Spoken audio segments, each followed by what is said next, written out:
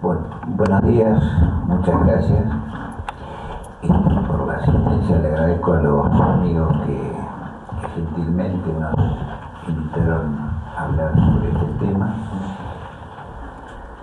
y a la universidad que ha facilitado este lugar para hablar de historia. Un tema, no sé si a ustedes les gusta la historia, generalmente es un tema bastante...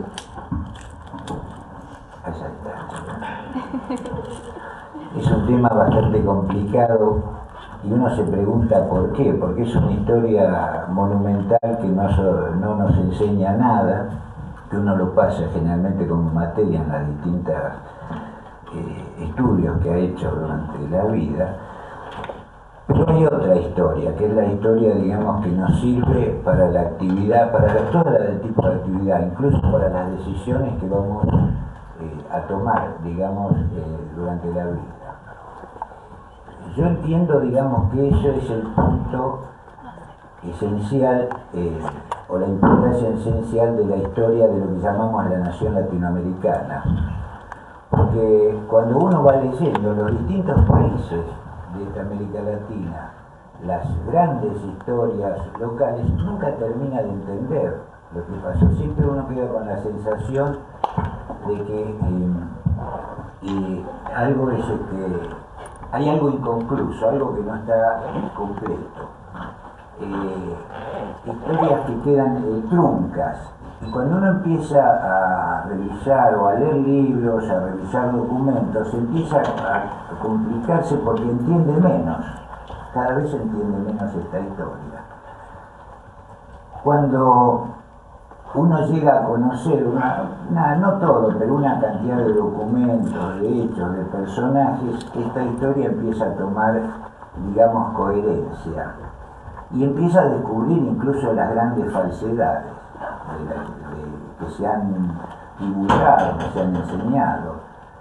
Y empieza a investigar, y ahí cuando llega a ese conocimiento, un conocimiento de una columna vertebral, esa historia de América Latina empieza a tomar coherencia.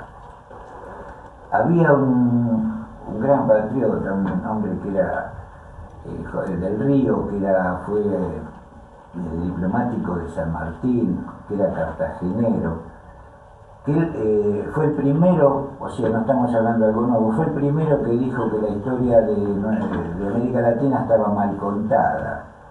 Él incluso rechazaba, digamos, los conceptos que ya existían en el siglo XIX, de esa historia que se nos enseña. Nosotros aprendemos una historia, digamos, de asirios y caldeos. Yo siempre anoche hablando con unos muchachos hacía las bromas, estudiamos los hititas.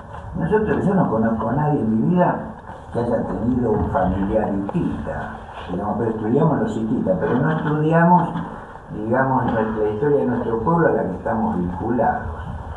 Y él rechazaba esa historia monumental, que era la historia que se comenzaba por la historia europea, una historia durante 300 años, por ejemplo, del virreinato, que es desconocida, y después llegábamos a una historia que no comprendíamos.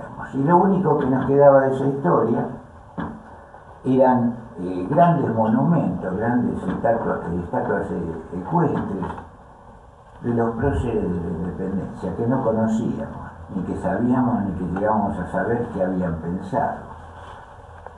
Y después uno ve hechos que hacen incomprensible. El primer presidente que cubre esa primer puesto de presidente de la Argentina era un ciudadano boliviano, que el primer presidente de Bolivia era un venezolano, que el primer presidente de Perú era un argentino, que el primer presidente de Colombia era un venezolano. Nos resulta algo incomprensible.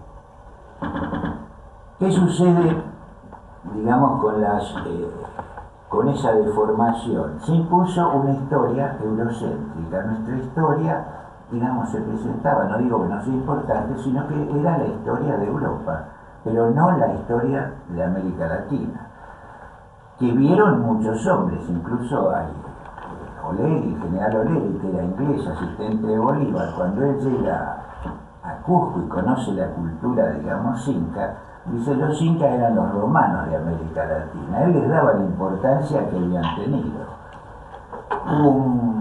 Todo el periodo, digamos, durante el desembarco europeo fue la destrucción, digamos, de toda la documentación.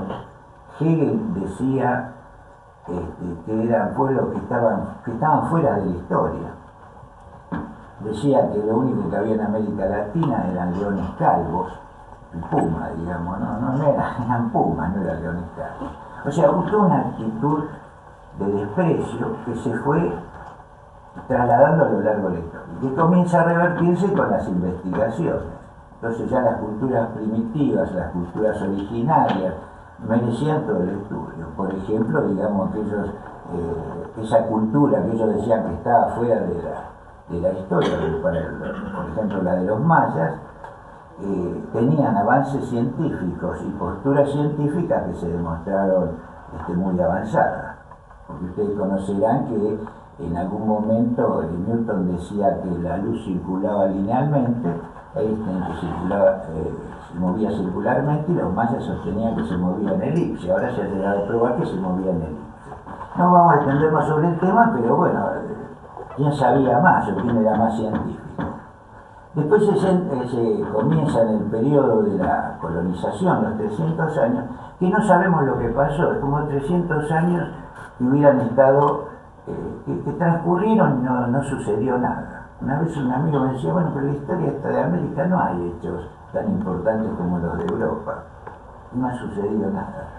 En esos 300 años tiene mucha importancia de tipo político, porque en esos 300 años, cuando se produce, digamos, la llegada de los españoles y de otros pueblos de América Latina, digamos, hubo una gran lucha, unos grandes enfrentamientos durante 300 años que fueron derrotados, enfrentamientos que comienzan al otro día de la conquista, ¿no es cierto? Entre los mismos conquistadores en Perú hay un enfrentamiento entre aquellos que representaban a la corona, que representaban a España, y aquellos que estando acá, y no voy a decir que eran santos, era una cultura muy brutal, y aquellos que estando acá querían mantener sus intereses. Hay un enfrentamiento entre esos primeros criollos, como por ejemplo el caso de Almagro el Joven, que es el primer mestizo de América, y la corona, que termina con su cabeza en una jaula en Lima.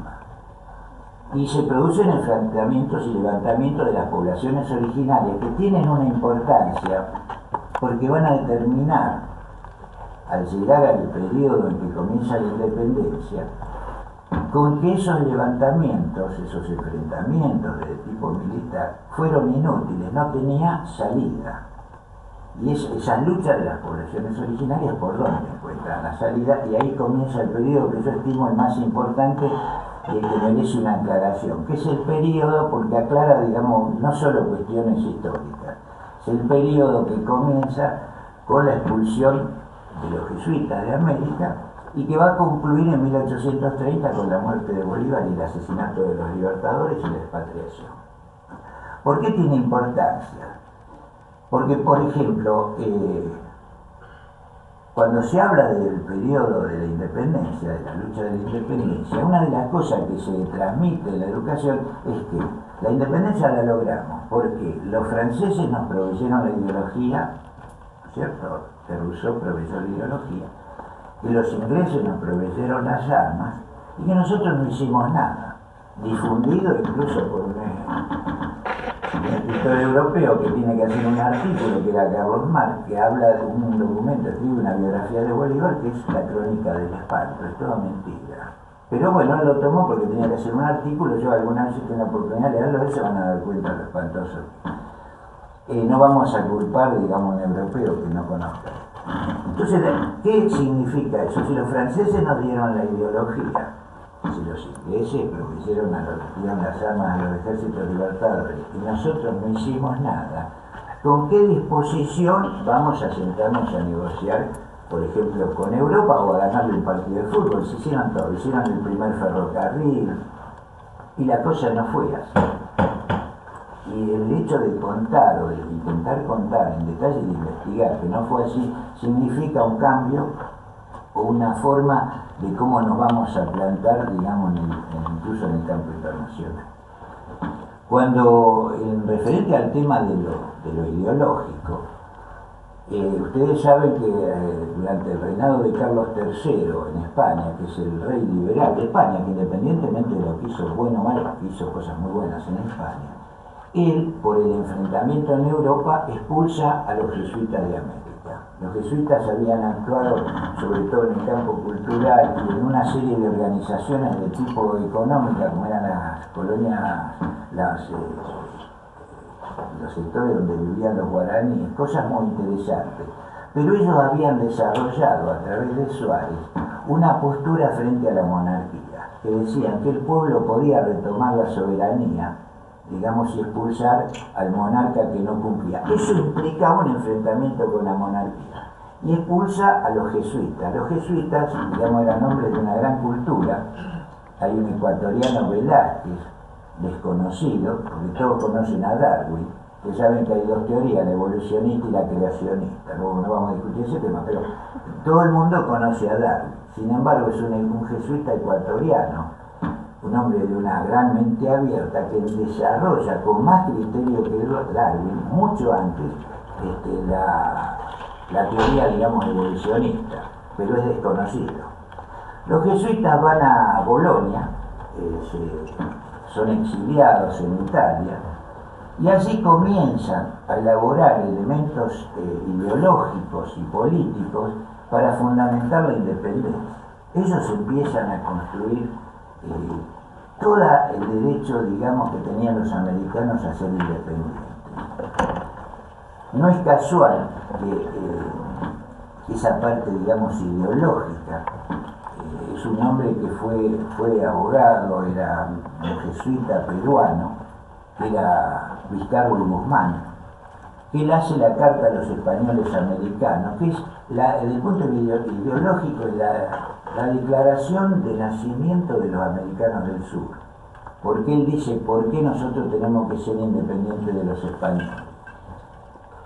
Los jesuitas, estando en Italia, vía Sucre, o jesuitas, varios miembros que la tenían, por supuesto, su cosa personal, que se la tenían jurada a la corona española, tienen una reunión con Miranda en París, que era un venezolano, digamos, que tuvo una gran actividad, participó en la Revolución Norteamericana, tomando Pensacola, participó en la Revolución Francesa, en la campaña de Bélgica, y después también fue sometido a juicio y absuelto por los tribunales de la Revolución Francesa. Emigra a Rusia, donde tiene algunas anécdotas que después vamos a contar, y es el hombre que elabora, a pesar que se lo conoce como el general Miranda, elabora toda una concepción, llega a un acuerdo con los jesuitas en París, y luego se radica en Londres. Por eso se lo acusaba falsamente de agente inglés. Él se radica en Londres porque obviamente no se iba a radicar en Madrid, donde lo estaban buscando para ejecutarlo. Se radica en otro país y cumple una gran función. Su casa, era un hombre ya mayor que todos los libertadores, un hombre como de 1816, tenía 60 y pico de años, 66 años. Y en su casa era el lugar donde recibía a todos los hombres que iban a participar en la independencia. Bernardo Higgins, San Martín, digamos, pasaban de Cádiz a la casa de Miranda, a tal punto, digamos, que ya muerto su hijo Leandro, esa casa era el punto de reunión de todos los americanos que iban a Europa y donde se reunían. Fue considerado el hombre más culto de su época. Su biblioteca